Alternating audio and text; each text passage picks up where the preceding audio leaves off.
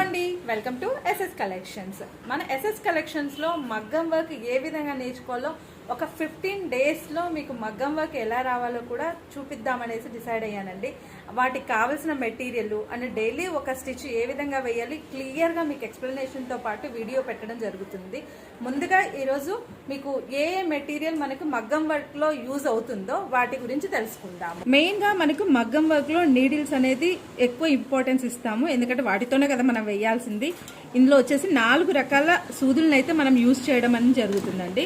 ఒకటి వచ్చేసి single thread and Jerry కోసం యూజ్ చేయడానికి, థ్రెడ్ అండ్ జెరీ రెండు కూడా ఈ నీడిల్స్ తోటి మనం యూజ్ చేయొచ్చు. ఏంటంటే ఒకటి వచ్చేసి కొంచెం సన్నగా ఉంటుంది, ఒకటి లావుగా ఉంటుంది.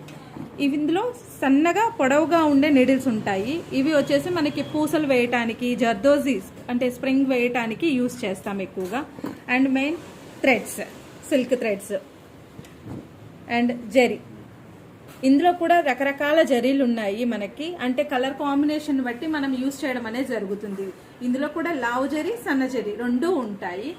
అండ్ స్ప్రింగ్ అండి, ఒకటి వచ్చేసి లావుగా ఉంటుంది, ఒకటి సన్నగా ఉంటుంది స్ప్రింగ్. ఇది వచ్చేసి మనం నక్సీ అంటారు, దీన్ని సాది అంటారు.